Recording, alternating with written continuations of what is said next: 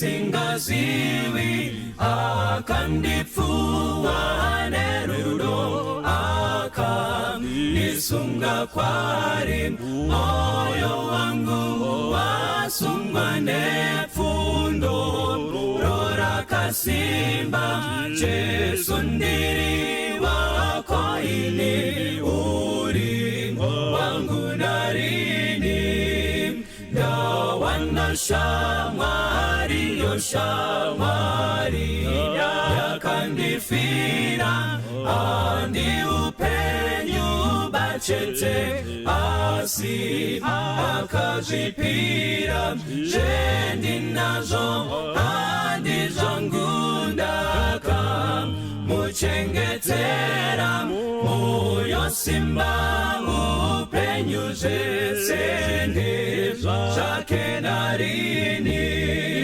dawana shamari akapiwa masimba ese kundi chengeta munzira ino enda kudenga mbiri kupenya yokuti indisimbise gandirinde ndisewenze pambe rindo zorora dawana shamari inemutsa idinerudo dimutungamiri kwaye ane zero nesimba kuna iye anondidandino wana masimba korufurunga kurire ndiri wenyunarini dawana shamari inemutsa idinerudo dimutungamiri kwaye ane zero nesimba kuna iye anondidandino wana masimba korufurunga kurire ndiri wenyunarini kuna iye anondidandino wana masimba korufurunga kurire ndiri wenyunarini korufurunga kurire ndiri wenyunarini.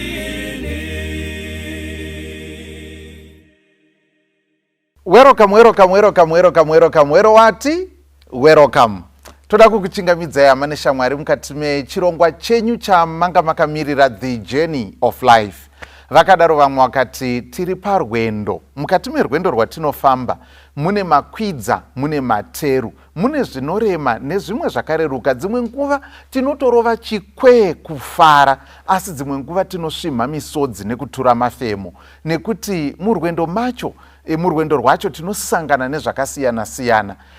Mukati mezuva ranhasi tiri kutaura pamusoro pezvimwe zvezvinhu zvatinosangana nazvo mukati merwendo rweupenyu.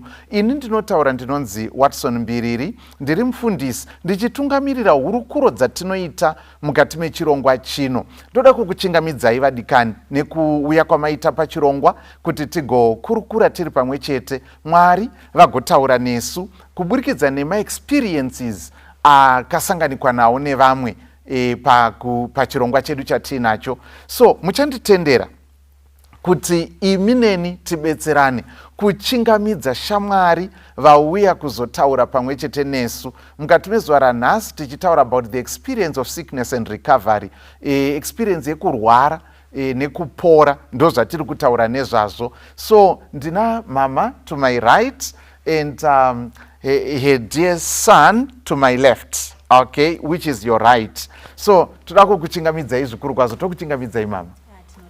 Yes, tinokuchingamidzai mukoma. Thank you nekwanesu pastor. Tinotenda zvikuru kwazvo. Saka ndichakumbira kuti mutitaurire kuti muzintroduce kuaudience yedu, kuvatariri kuti ini ndinani, ini ndinani, kuti tizivane tichipinda mukati mechirongwa, kana makasununguka kutaura kuti munoita nezvei and so on, zvose zvakanaka. Wamuri kutaura naye sanganai namai Rhodzi Shepherdess, mai vaPremo. Ndine makore anodarika 30 muministry, vana vatatu. Ndichinyanyodhila nenyaya dzeutano. Yes, tinokuchingamidzai nemufaro mukuru kwazvo mai Rhodzi. Mai Rhodzi sekutaura kwavaita is a shepherdess, mudzimai wamufundisi, kwete ari passive, ari actively involved mubasa raMwari, zvikuru sei vari passionate nenyaya dzeutano and so on, zvinosanganisira malessons, macooking schools and so on and so on, zvekutoenda Zimbabwe yese chaiko. Yes, and so toda kutenda zvikuru kwazvo. And then so we move over to my left. Inini ndoitwa Primo Rhodzi, mwana wapastor namai Rhodzi. Ndini gotwe racho. Okay. And ndine nyaya yatakagarira pano. All right. Izvezvi kuchikoro ndiri kuita agriculture. Okay. Ndo zvandiri kudzidza currently. All right. Yes, so mukoma Primo Rhodzi ndo vane experience yatoda kuti tiwane zvidzidzo nekurudziro nekusimbiswa kubva paexperience iyoyi.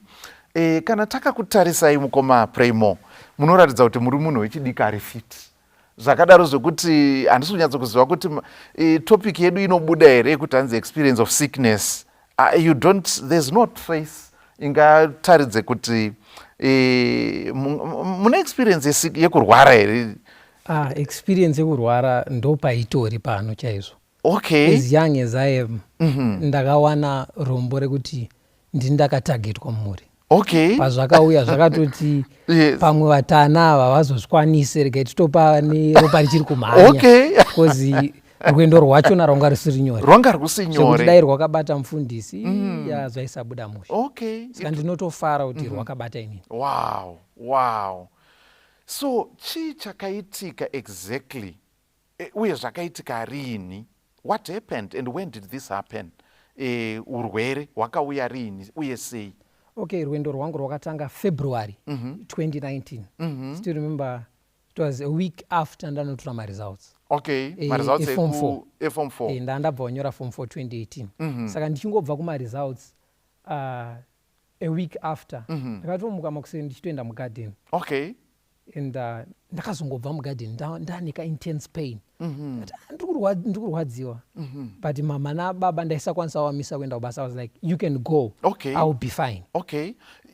Pain yakangotanga suddenly. Yakangotanga suddenly. Okay. Zvisina kunzwisisika. So ndakavati endai, I will be okay. Okay. Later on vafona just a courtesy call vada kunzwisa kuti chii. Ndakatoti hazvisi kumira mushe. Ndatraya kudya. I tried kudya mafruits anga aripo but ndarutsa ese. So I had to call them. And ivo vakatozoti tichitraya kugeza ozouya but I couldn't. Okay. Wanga uri wega pamba? Ndandiri ndega pamba. Okay. Vakatozouya vapedza basa and we had to go to the doctor. And rwendo ndopa rwakatanga. It was February. Rwakastretcha till September. Ndichinogara mclass kuBlackford. Wow. My Rhodzi, zvakauya sei izvi?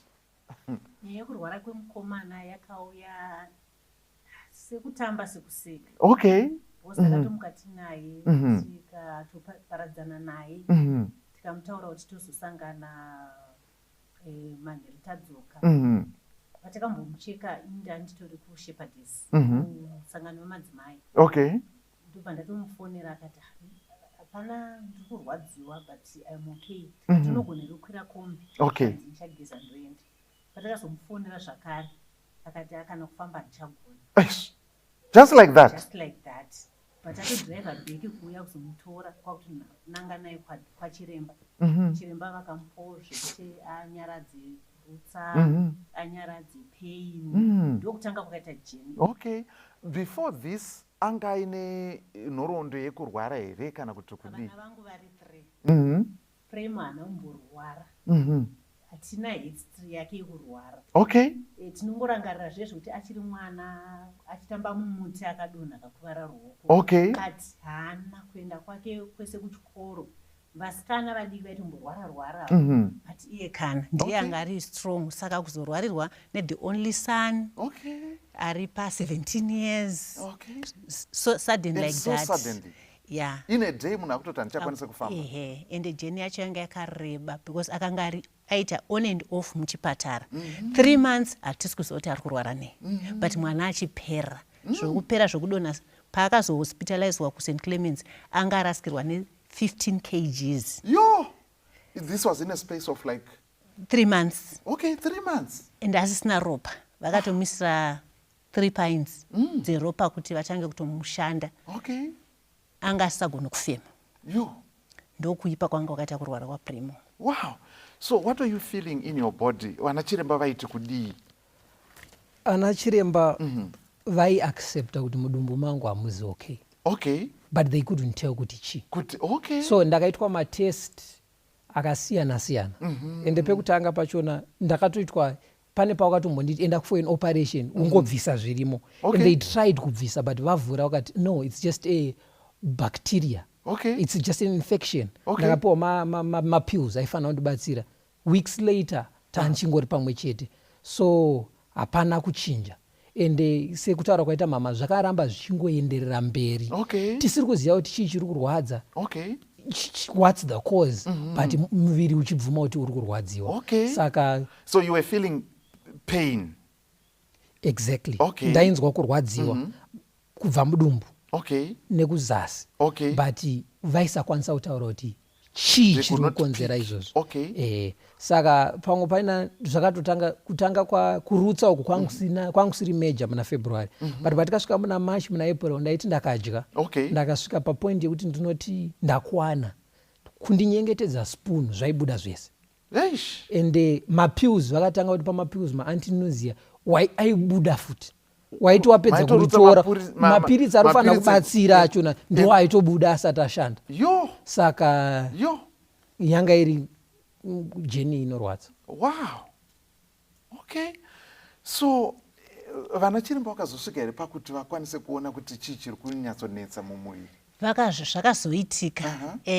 That was munana end of April ndipo wakadiscover kuti mwana ane cancer yapa advanced stage. Yo. Yakutoda chemotherapy. Pavakatitaura it was a shock. Okay. Kuti cancer yabva nekupi? Okay. Hapana anomborwara kwakutomubvunza kuti kana kuchikora hapana chawakanzwa kana. Kana chiri hapana but akutofanira kutoiswa muchipatara. Because pakutongonzi cancer pega panotodisturb. Exactly. Yonzi advanced stage. Akutofanira kutopiwa bed. Akatoti tichibva kunaonekwa nadoctor vabva kuti takutomupa bed amugoni kudzokera naye necondition yaari. Kufema achanyatsogona kufema zvakanaka saka kutoda attention immediately. Okay. And as parents this is something chiri kutongo kuti kuchiko chiri kuitika. It's like a nightmare. Yes. Ndokurota. Yeah. Kana kuti okay.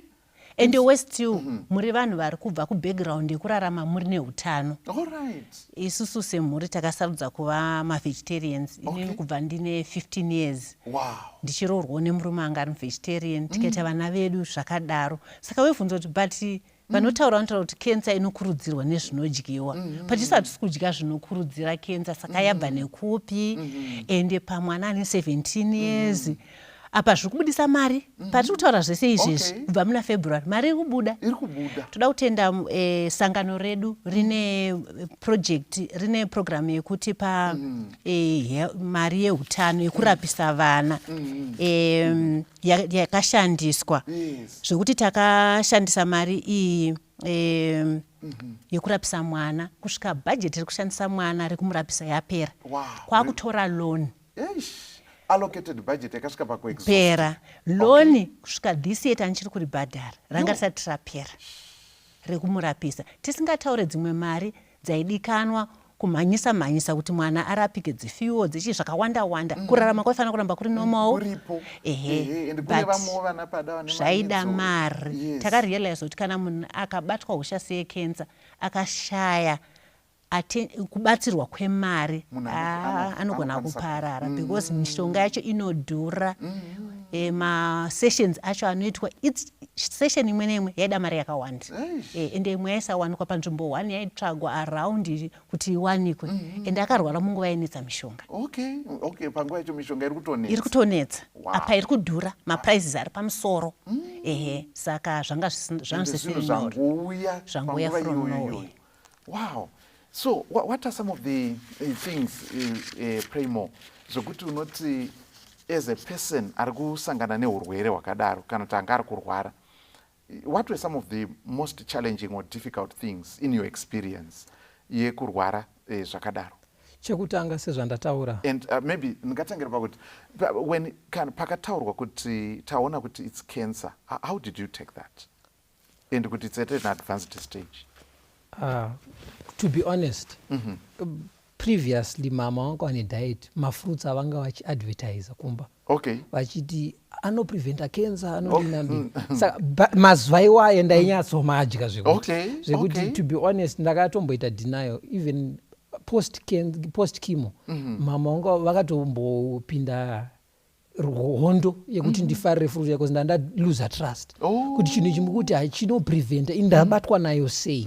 So ndichitarisa lifestyle yangu versus chirwere it didn't make sense. Ende kuvasikana my two sisters vega vanonyatsoziva kuti pahealth wise kuve conscious ini ndanditori more serious than they were. As much as tiri mavegetarian inini pane zvimwe pane mamwe extremes andaitomboenda havasiri. So kwavari it was a shock as well. But Mwari chimwe chaakandibatsira chakaita kuti ndisave neshock was 3 months. I believe the most difficult time was not knowing chiri kundirwarisa. Saka pa 3 months edza ndandatogadzirwa ndiri kuti chii chiri kundinetsa. Saka kuzochiwana hapana kunyanya. Saka kuzoudzwa kuti chakati ndo chiri kunetsa une cancer hazvina kunyanyoshoka pane anticipation yekuti ndiri kuenda kuchipatara ndakagara muchipatara but havasi kuziva kuti ndirapa nei. Kana vanhu vanouya mamwe mamembers aiva kusejari kwachona achipfuura uri sei uri kurwara nei handisi kuziva vaitoshaya kuti vodini. Saka ndo imwe yanga iri I think ndo pamwe pandakabatsirwa naMwari kuti BP yangu yaidzikira yaitodzikira kuti at least taakuziva kuti it's cancer tinokwanisa kuwana pekutangira unlike pesa apa pavanga vachingogesa because doctor aitombouya pamwe paina mondogara pasi kuti inini muri kuzviona hapana zvandiri kuziva taakutongomupa drip nemapiritsi ake nemapainkiller aari kurutsa futi. Saka it was a journey and half. And then mabvunza machallenges andakasangana nawo. The most difficult thing is praying expecting an answer oishaya. Pane pekuti uri kuudzwa kuti wakanamata mhinduro inouya Mwari anopindura but ona manamata semhuri waenda kucamp youth camp wakatoiswa maoko pamusoro nevanhu vanotyisa vafundisi vanoremekedzwa but hapana chiri kuitika. Pamwe pachona unenge wakuona kuti haisisiri minamato yevafundisi otraya kuita individual prayer kuti pamwe alright zvechechi zvaramba rega ndinamate ndege. Unosvika papoint yekuti pamwe ndiri kufosa Mwari kuti ndirarame. So ndakasvika papoint yekuti I lost hope kuti pamwe personally ndakazvibvunza ndakati kasi ndaakufosa Mwari kuti ndirarame Mwari ari kuona kuti mazuva angu akwana. So I still remember ndakatoti kuna mama nadaddy I want to go ku-youth camp. I insisted.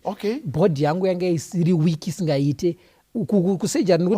Why would you say you want to go out to youth camp? Because you know? Because pastor normally patinoenda kuma-youth camp ndokunowanzoparidza semoni kuti this can be your last youth camp. So I was waiting for that part manje yekuti zvakangonzi iyi inogona kunge iri camp yako yekupedzisira ndo handamhanya kupulpit kuti Mwari chindiregererai. So ndozororawo ndaapa peji iri 9. So mapiritsi airutsika drip ndoregara ndairarama naro but I insisted and the doctor one kudya kwako waingoti wakadya ndaisatodya chikafu chakawanda chibhakera chihombe zvaibva zvabuda. So doctor akatoona kuti luckily tandiri kusejari kwean Adventist akatongoti siyai mwana anofirawo mutemberi because I know anogona kunge asina kuzvitaura ake in that way but pamwe nechemupfungwa pane pamwe kuti unoona kuti people are not telling me that I'm dead but people can see a walking grave. Because even pandikasvika youth camp kwachona vanhu vaindiona kuti waiona face dzavo kuti vari kuchema newe vamwe vari kutoti tiri kuviga mai manje that kind of a thing. So zvanziri zvinhu zvanziri hard on my part. That was difficult. And I still remember ndakatoti ndichibva youth camp ndasumuka koko ikoko vabereki vangu varwadziwa because we couldn't finish youth camp. Okay. Saturday Manheru things got worse. You went with your parents? Yes, I went with my parents. They supported me all the way. Oh, okay. Ndosaka mama wangu up to now she's very close to me. So Taisco youth camp Saturday we couldn't make it through. We had to come back. Tapinda muroad tauya ndakusvika ndoda kurara I couldn't. Ndakabva ndarutsa. I still remember ndakatoiswa pa ndakatakurwa nabamunini. Okay. Went mumota kumhanya kunesari usiku kusejari usiku iwo and then kwakutosvika ndiswa padrip and all. So it was not an easy journey. But apart from ndakuziva hangu kuti ndaanayo, chemotherapy wasn't easy as well. Okay. Because chemo inorwadza. Madrugs paanopinda pavanokubaya vachitsvaga tsinga because tsinga inoiswa madrugs kusvika yaomarara yakusabvuma then vochinja. So vaigona kuti vatanga Monday neimwe by Wednesday haichashande oiswa imwe kuti upedze session and 2 idzidzidzi paunozopinda munext session dzatodhakwa saka uri kufanira kutsvaga imwe futi inowanda. So it was not easy and madrugs achipinda wainzwa kutsva muviri. At the same time uri kunzwa kutsva wainzwa kunge udoenda kutoilet uchinzwa kunge uri kupiswa uchinzwa kunge uri kutonhora uchinzwa kunge uda kurutswa wainzwa all zviri negative zviri mixed hautoziva kuti ndiri kuda kuita sei. It was not easy zvairwadza and kuri kurutsa it was so much zvairwadza kuonda kuluza mama wataura I lost 15 kgs ivo vachiondawo as well zvanhu zviri zvinhu zvisiri easy and kuzotarisa marelatives nehama dziri kuuya kuzokuona dzichinyatsoradza chiso chavo kuti iwewo waakuenda iwewo. It was not easy. Yeah, but inini I told myself ndakaona mai vangu vachichema or my father vachichema then ndafa. And Mwari I don't know how he did it and nakumboona vachichema. Vaichema but ndisipo. Wow. But of course pane pangoti wainzwa vanhu vaya. So you told yourself kuti if I see my mom or my dad vachisvima musodzi then that's it. Yes, ndafa cause kuti runyere kupe rwekuti hanzvadzi dzakachema ndatozvinzwa. Because my sisters mumwe wachona she was kuEthiopia. So think of it, munhu ari in a far away country onzwa kuti brother ari kurwara necancer. She couldn't, it was too much on her. Then mumwe waenda anga ari kuGZ and ndaitotya kuti anogona kufoira because anga ari kuuniversity achitonyora mafinals. So it was a hard time for everyone. It was not conducive. But pane pangoti unokunzwa vanhu vari padhoo vari kusikiza kupinda muwadi mauri uri kunzwa like pane mafriends angu came to see me then ndaivanzwa padhoo mumwe achiti aiwatanga you could tell kuti vanhu zviri kuvanetsa kuaccepta. So iwo semurwere chinhu chinokunetsa ende pamwe paina hama vakura can be so caring zotanga kuti wadya here wadini and those questions kumurwere hadzinyatsoite unenge wakutoona unge vanhu vari kutondiviga ndiri mupenyu uzi munhu akazonyanya wadya idya kani that kind of thing. Nechemotherapy I think pamwe paina inoita kuti hasha ameno aidi mamwe mamudzi ekuti ndaigona kupindura vanhu zvisirizvo. So many at times I was friends with my oxygen tank. Ndaingoti kana zvakunetsa ndopfeka oxygen mask nonyepedzera kurara kuti ndiwane peace of mind ndirindeka. It's zvakaoma challenge yakanga iripo. Yes, musamataura imwe challenge. Mukomana ari kuti ndakazviudza mupfungwa dzangu kuti if ndikazoona mama vangu nadhedhi vachema then ndozva kuti I'm gone. Makachema here nesituation yemwari? Kutaura chokwadi pamberi paMwari inini kumba kwedu vanhu vanoziva kuti ndini ndinochema.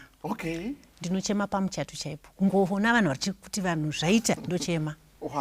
Ndinochema pagraduation. Chero ndikasvika parufu wemunhu wandisingazive ndinochema. But ndinoshamiswa simba raMwari. Ndinochema in his presence. Ameno zvakaitwa naMwari kuti ndisacheme. Rimwe day ndakati ndabva kunomuona ndakadzokera kune manesi pane zvandaida vakati mai Premo necondition yemwana muri kuiona sei vakatanga kunditriga kuti ndicheme. Kuchema kwakakunakirai kuti mubudise shungu dzenyu saka ndakatotanga kutochema ipapo. But pandakatanga kuchema ndakazviudza kuti handigoni kuenda kuna Premo ationa maziso angu akatsvuka. Saka ndakabuda ndikafamba ndikaenda mupaki ndakapfugama ndikachema ndikati Mwari Mwari muripi tichisangana nedambudziko rakadai ndakazvezviri kuti Jesu akati kuda kwenyu ngakuitwa haukutaure zviri nyore. Ndakati Mwari ndofunga takumanikidzai mwana uyu pamwe asisiri wedu makati pa17 years tinaye toda kukutendai but pamwe yasvika nguva yekuti tirare kana tirisu tikutoti premu aramba achirwadziwa tiregererei chimutenderai arare ezvinezvi ngaarare hake ndisipo ndisaona achipetwa kana ndadzokera kuchipatara chindipai simba rekunotakura nemutoro werufu rwaprimo. I prayed ndikati asi kana Mwari tichiri naye ndipei ka slight sign kekuti tichamuchengeta ari mupenyu. Saka ndakanamata for a long time ndiri mumupaki ndikachema. Ndapedza kuchema ndakaona foni yangu ichivibrata ndikaona ndipasta ndibva ndaikata. Ivo vangoenda kunotsvaga mishonga ndobva vazofona futi ndibva ndadaira zvikanzi uri kupi ndikati ndiri mupaki zvikanzi uya kurodhi pakati ndibva ndafamba ndichienda ndapukuta musodzi zvikanzi pray ati aroda kudya kwandiri ndati saka isei nekuti Mwari atipa mwana uyu. Ndibva ndadzokera kumba ndibva ndanobika miwo yaaida bva ndadzokera shuwa ndakasvikaona paita change pafesi yake zvaanga ari in the morning pandamusiya ndichinochema nezvaava ndikati kubva ipapo ndakati Mwari ndakutendai pray ndewedu. Akazorwara airwadziwa achidzikira achidika but kwandiri ndakati Mwari akandipa assurance yokuti mwana uyu ndewako dai aida adai akamuita kuti achirara takanditabvumirana naMwari ndakanzwa ndataura naMwari kuti ndigamuchidzei rufu rwake but Mwari akati ndinokupa. Saka it was a challenge and ndasikatozoto ndoki yake kuti ndikangochema saka pandakatozodzokera imwe time ndati kana ndikaita teary ndogona kuti hameno chandipinda mumaziso hameno chinhu chanditoshora kuti afunge kuti ndiri kubvisa kandima ekambuyu but maziso emunhu kana kuti andichemedza tichinamata panze kauti vanhu vaiuya vachichema vanhu vakanga vakurambidzwa bhosi chimwe chakaitika chakatibatsira vachechi yakanamata. Pray you can testify. Chechi yakanamata mazuva ave musession kumba panga ari kumba vanhu vaiuya kuzonamata kuhospital vanhu vaiuya kuzonamata takasustenwa neminamato zvokuti ndakapedza ndati ina handichatsanya ndingatopera kune vari kutsanya nekunamata ine changutarisa mwana nekumuchengetedza takanamatirwa pasi. Thank you so much for that and idenge ringuva yakaoma chose saka zvinoratidza kuti dambudziko uyu physically ndiye ari pakurwara but the whole family is sick actually. Muri yese iri kutorwara nekuda kwesituation iyoyi yanga isina kumira musha. Yes, and you are about to share with us maybe one of the challenges mambotitaurira kuti imwe yemachallenges ma-expenses amunazenge matarisana nawo as a family anenge ari beyond zvamunokwanisa kuafonda. Yes, and so on. So what are the challenges? Imwe challenge yakanga iripo yatakasangana nayo nemhuri ndeyekuti pairwara primo Satan haana kumira kutirova. Muna May takandaunganidza mari yekuti ticherese bhoho. Bhoho rakacherwa mvura ikabatwa tikatopemberera pakuisa piping vakati radhirikira saka pasina bhoho saka mari zvatongonyura zvavharika zvatovharika zvakadaro. Tiri kurohwa nekurwara kwemukomana bhoho rabva ravharika tikati apa mazuva aitanga pastor ministry yavo second coming yaive nemachallenges ayo zvaidiwa zvanhu zvakawanda waisangana daily temptation uri kurwadziwa nemwana mota pamwe yashaya fuel zvaipaila so job experience. Saka chimwe chaitibatsira manje kuenda kumapromises aMwari kuti vanodikanwa naMwari vanorohwa vanoita zvakanaka unoroverwa zvakanaka zvauri kuita. Saka ndozvimwe zvakatibatsira kuti tizoti tinofarira zvehealth saka tiroverwe kumwe ticharoverwa kuhealth ikoko kuti Mwari azoratidza zibig miracle rake. Saka ndozvimwe zvakazotibatsira kuti Satan atsvaga kwese atenderera ashaya but ati ndikavabatira pahealth yavanofarira. Saka zhinji musambozvinyebera vana vaMwari tinoroverwa kwatinofarira kwatine passion ndokwaunosangana nacho. Saka ndo akanga ari machallenges ekuti urwere huripo, chimwe chichiri kuuya, chimwe chichiri kuuya, zvese zvida attention kwamuri kuita my pastor kwekuti Jobho ka tinonzwa kuti aitya Mwari achinzvenga zvakaipa and tonzwa kuti vana vake pavaita mitambo yavo yemabirthday mumwe nemumwe by name which means kuti anga ari munhu kuti ane shungu nemhuri yake ikoko pazvakazoitika unonzwa Jobho achinamata achiti zvandaitya zvazoitika kwacho kwakuine passion yake ikoko ndokwaakaroverwa ikoko and so on saka you know and Satan anokwanisa kuzviita pada kuti zviwane dudziro kuti muti zveutano hazvina basa. Vari kuita zveutano vanobatwa nekensa, vasingaiti zveutano vanobatwa nayo. Saka difference ndei? Saka ndei because shamwari dzaJobho dzakauya dzikati aiwa shamwari taura nyaya yako. Hakuna munhu akamborwara zvauri kuita iye ari munhu anotya Mwari. Une nyaya yausi kunudza iwe. Taura. And so taura. Jobho akati nyaya yei? You know everything. Mwari vanondiziva and so on and so on. So zvinhu zvinosanganikwa nazvo zvatinosangana nazvo nekuti hazvizobati imi chete, isu tese takakunzwai, isu tese takatenda masemina enyu tobva tati saka zvibatsiri asi hazvina kudaro vana vaMwari. Zvakakosha kuti timire pazvimiso zvedenga. Pray more. Saka what happened after? As you know, you look quite healthy and saka chii chakazoitika? It was after 3 months pakazonzi tazoona pane dambudziko nana chiremba, this is cancer. Saka chii chakazoitika after that? Ndo pandakatanga chemotherapy. Okay. So I was in St. Clements. Okay. From May, beginning of May, kusvikira muna August. Wow. No, end of July. Wow. Then end of July takabva tasvika pekuti aitipa loan akabva ati homwe yapera. Chigaba chemari chapera, mapfuurikidzawo tambotraya but chionai pekutamba. Because patakatanga taendesa petition tandanzi nachiremba ingori 4 cycles dzinopera muna July. Saka dzichipera iye anga ati tiwedzere 2 more. But ava vakabva vati homwe yapera, chionai yekutamba. Okay. Wow. Apa chirwere chichiripo. Apa chirwere chichiri wakomana. Ndopaunoona ruoko rwaMwari pastor. Because from my journey, I think one thing that kept me strong and that kept me through it, zvakawanda, zvakaita kuti ndive able to make it. But the biggest of them all was people prayed for us. Okay. You know, pane pekuti unodzwa nevanhu kuti vanhu vari kunamatira, poita paunofila kuti ndiri kunamatira. Okay. And you end up saying, Mwari, this thing, I won't put it before your throne. Vana venyu chiteerera vana venyu, kana musida kunzwa munamato wangu it's fine, inzwa iwe vana venyu. Do extend yandikasvika ndakazonzwa kuti pray more chidya. We started eating, takatanga kutoita competition namama. Okay. My sister, because vaiuya vachindimotivate. Okay. Todya. Okay, so family support was very important. And would eat mu St. Clements mema kunge tinopenga. Vanhu zvekuti vanhu vaisatonzwisa kuti ndiri kurwara. Oh, is it so? But I told myself andichacheme. Okay. The other thing did vanotaura izvi vakaenda kucongress, women's congress. Ndakarwara towards macamp, I think you know masabata pa April ipapo panoitwa macamp. So there was women's congress with Glen City and daddy vanga vada kumbosara zonza mama just go ndinosara nemukomana. He went there and ivo sekutaura kwavanoti pamharidzo dzese hapana kana 1 yavakabata, but chinhu chega chavakaona was people were praying. People would wake up voenda kuprayer band vachichema, vakatorwa nemacolleagues avo ekubasa akasiyana siyana kuti pastor chikuuya mutende and people prayed. So daddy pavakazodzoka the whole journey he was now better. He seemed not to care because vaiziva kuti tikunamatiro. And inini ndakugarawo, I still remember it was I think July, pane vakadzoka kubva kuOshkosh. Tindi pray motanzwa uchinamatiro kuAmerica. Then I was like minamato yatosvika kunze kwenyika and people ndichienda paFacebook because paSt. Clements vanopa wifi kuti unyatsonakirwa semurwere.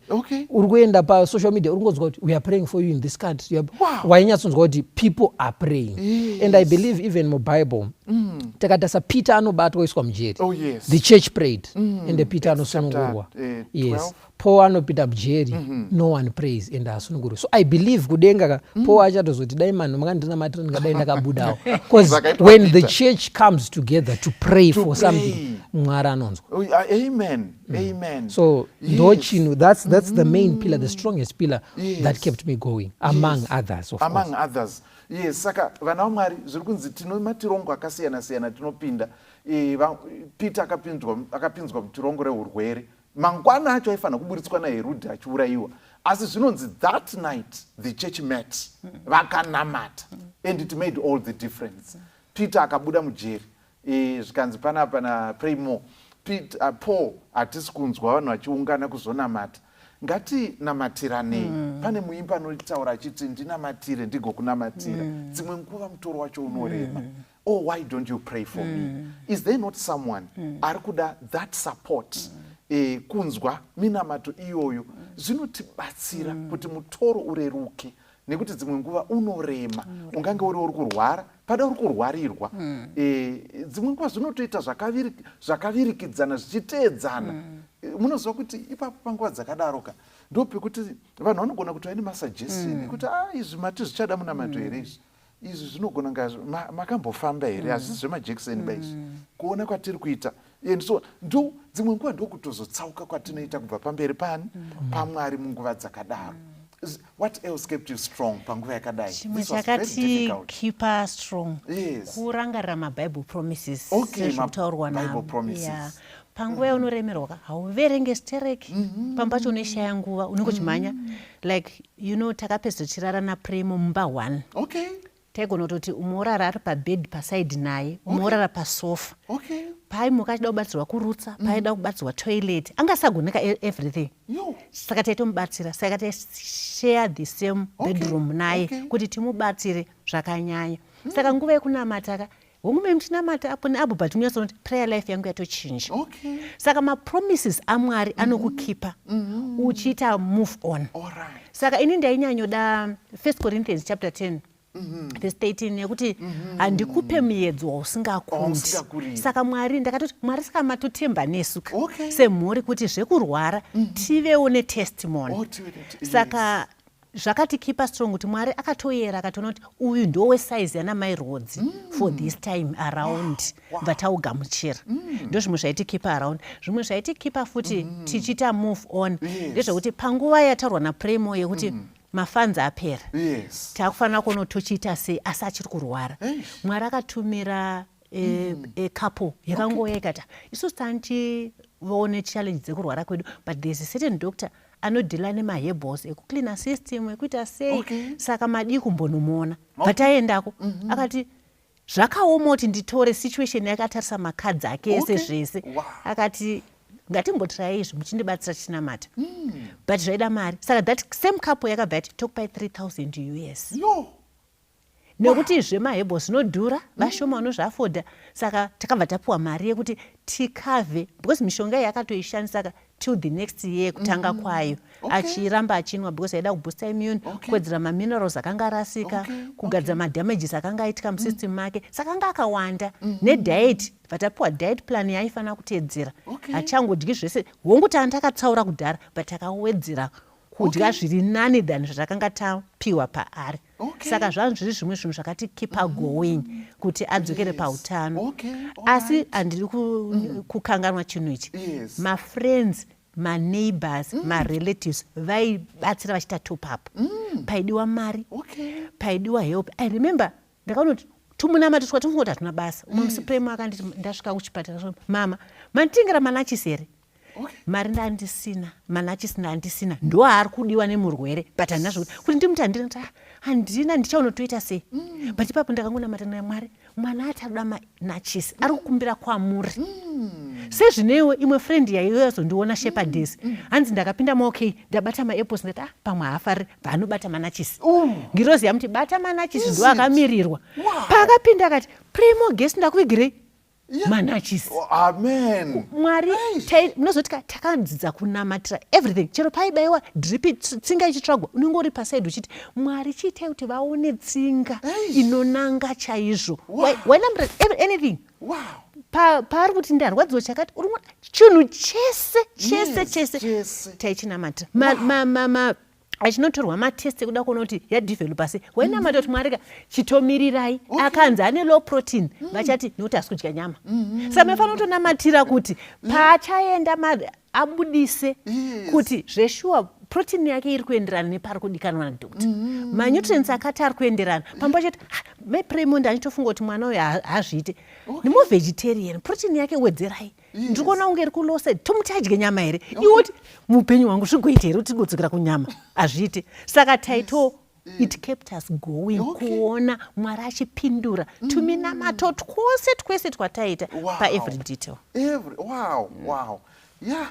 Mwari vachipindira nekupindura minamato nenzira dzinotyisa kuti zvinoita sekunge unozwa kana dzonga uchiverenga bhuku raEsther maitikira anoita zvinhu mubhuku raEsther so kuti mambo anongoshaya hope ungotanga kuona kuti ko pane nyaya iri kutaurwa yemunhu uyu chii chaakaitirwa ende munhu ndo paaritoriwo pacritical moment sokuti saka Mwari vanogona kuita zvimwe zvinhu nenzira inoshamisa yekuti wega unonyatsoona kuti in those moments Mwari vanoita zvinhu zvichitofamba nenzira inoshamisa.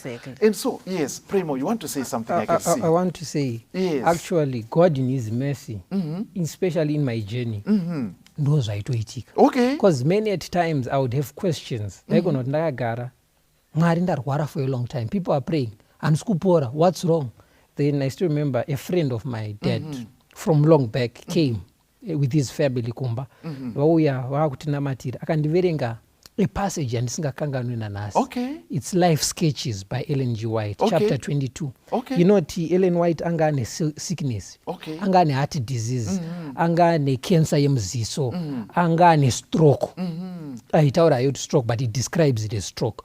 Yapedza kudaro yobva yati zoni hanzi we prayed and the members prayed vakazvisa before the Lord and vazvisa pamberi paMwari hanzi zvinhu hazvina kuita nani pastor anototsanangura pazasi paina kuti zvakatanga kuwedzera pane ari kunamata but zvaitoita wese aenda kuna doctor the physician hanzi anomuti zvoni your illness is serious, you will die before spring yapera. Anzaro then vamwe vakadzi vanoenda navo ava vatori nani paunewe. But after vadaro Ellen White anzi anononamata ona kuvision kuna Mwari ona achipora. Apora anomuka kuti kuna James hani ndapora. So na James I don't believe it. Murume anotozviramba. Hanzi I could tell kuti this sickness wanted to tear me and my husband apart. Hanzi but ndadaro hanzi murume wangu anozondiona maskati ndakuita ma daily chores ndo paanozoti I believe wapora. Vanoenda kuna doctor obva ati zvoni chii chakaitika? I don't understand this. Those are the two women wakafa but mimi I don't know what happened. Ndimwari wenyu. So I think even pajeni yangu ndichazotaura yangu maybe pekupedzisira kuti zvakawanda zvatinodzidza patinorwara and pamwe pachona Mwari aiti I still remember there was a Sabbath taswera mama chiita ma lessons then I was like but Mwari am I still useful? Ndakakura ndiri child preacher ndichiita ndikushandirai zvakanaka am I still useful or you no more care about me? Then sunset tikutoona mota dziri kuuya dzakawanda dzapinda pagedhi tiri vefem faith chakuzokuimbirai. And you know that warmth yaunonzwa kuimbirwa kuti fem faith sure vanhu vanotadza kuenda kudzimba sunset yeSabbath voti rege tipfure chiona primo it's just humbling. So I think even my groups kuimbira vanhu vanorwara those visits they really go a long way. Ndinana Isaac and Kathy Jengwa they came kumba spent weekend vachindisimbisa. So it seemed like pese pandaida a text or pese pandaida inhangu ndaisaverenga. Of course apart from kuverenga kwandaita ndega Mwari would send people with a message kuti simbisai mukomana uyu. And I think it also kept me going by journey yangu. Then the other thing that kept me going was chemotherapy. Before tatanga chemotherapy I still remember baba wakafonera a certain doctor we my herbs kuti mwana wangu ma results ndeaya doctor ye vanished haana kuoneka. I think due to situation yandandiri vaitoti iri iguva iri kutangana neizvizvi uri kuzviparira. And even kwadoctor kuwanda kwandakazoenda afterwards anototi iye pandakaendako akatozoti iwe wakuda kuzvinyadzisa pamberi pevanhu siyana nemukomana uyu because it was so serious. So for situation yandandiri ndisingakwanisa kutora chinhu kudya and anything chemotherapy was the solution. Okay, And yes. Mwari So that akandibatsira medical intervention.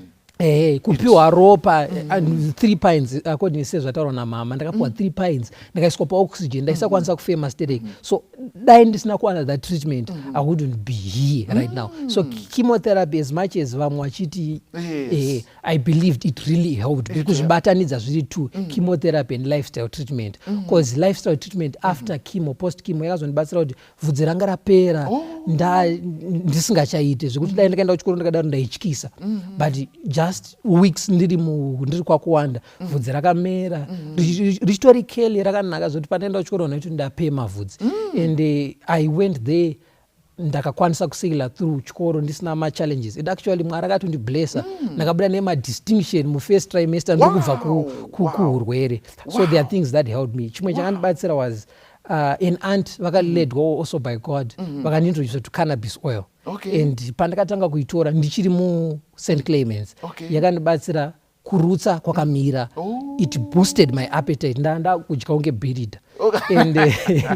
And apart from that pain yakapera futi due to that cannabis oil yakandibatsira. As much as takaitora edu behind doctor achiziva takaita kunge tiri kusmugler. It really helped me because situation yandandiri mamorphines ndakazvarwa ndiri munhu aisazvida, but even pakuritora morphine ndaita ndichikwira scale, but necannabis oil ndakaramba ndiri ipapo and it really helped me kupora. It was something that, you know, it was an intervention that as much you. as vamwe vanogona kuzoti cannabis chi, but ine hangu yakandibatsira. Yes, I mean when used medicinally. Yes. So what lessons maybe can we learn, or did we learn from this experience? Takadzidza zvidzidzo yekurwarirwa. Zvidzidzo zvitakadzidza pastor zvakawanda. Number one, yes, there is nothing impossible with God. Hapana situation inonzi haichaita naMwari. Kana nguva yaMwari yakwana anogona kuitira zvinoshamisa. Saka kuti kuvateereri handizivi masituations amuri maari.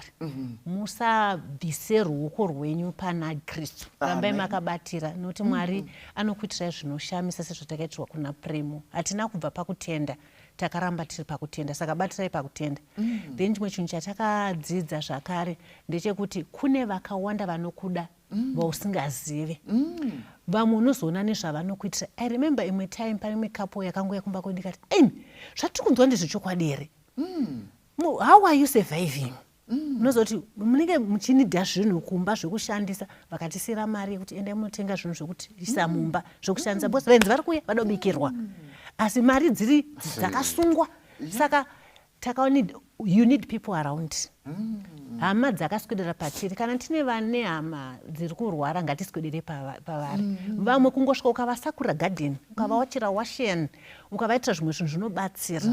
Saka takaona vanhu vakatibatsira mune zvinhu zvakawanda vatinotenda. Takadzidza zvakare kuti mukati menguva yekurwarirwa zvakanaka kuramba wakabatirira pakutenda kwako. Klema zvezvaakataura Mwari kuti handizokusiyi, ndichava newe, ndichakufukidzira, ndichatuma vatumwa vanokukomberedza. Izvo zvaitikipo kuti vatumwa vaMwari vanesu. Chero takaremerwa, Mwari ari kutumira mangirozi dzake dzakatikomberedza. Saka batirira pamaBible promises. Hauzozviita wakurwarirwa. Usati warwara kana kurwarirwa, gara uchiverenga uchiklema mapromises kuti pazvinenge zvazorema unoklema bheki kuti Mwari paipe makati. Ko zvadii chimirira zita renyu, Mwari anomirira zita rake haaregere. Takadzidza zvakare kuti zvehealthika isusu kwatiri semhuri takatochallenjwa kuti zviri nani. Ezvinezvi taakuti go organic. Garden rese rakazara neall the vegetables and all the trees that tinoda for mafruits. Tikutodya maoranges edu, mabanana zvese zvaapo. Taisorarama nembari. But machemical residue takaona kuti ari dangerous. Saka taakuita zvese zviri organic nekuspraya kwedu zviri organic takaimprove. Takabvisa zvese zvinonzi sugar mumadiets edu. Taakushandisa taakusweetena nemafruits, taakusweetena nahani. We have learned a lot. Kurwara kwaPrimo kwatakabatsira kuti haikona kungogutsikana kuti ndiri vegetarian. Go higher. Each time Mwari panokuvhurira zvimwe, move on uchienda pane zviri nani zvekushandisa. And then takadzidza kuti share. Ezvino Mike akatanga ministry kwaangonzwa kuti kune urwere.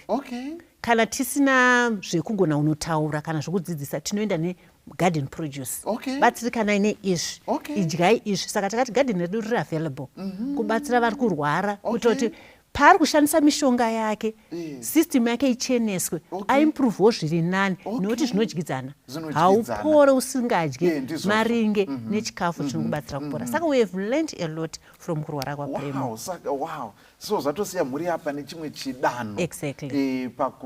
panyaya dzeutano nekunzwisisa and so on. Other lessons are Primo. vandibira hangu mapoints but I think I can mold them back to be mine. Okay. Zveshuwa ndakadzidza kuti paunorwara unoona vanhu vanokuda through such experiences.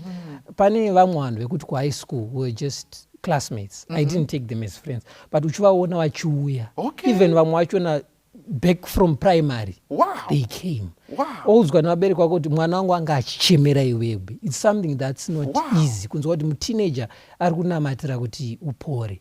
Onzwa reports from my teachers kuti tanzwa nemaclassmates ako kuti uri kurwara vari kukunamatira. It's something that's humbling.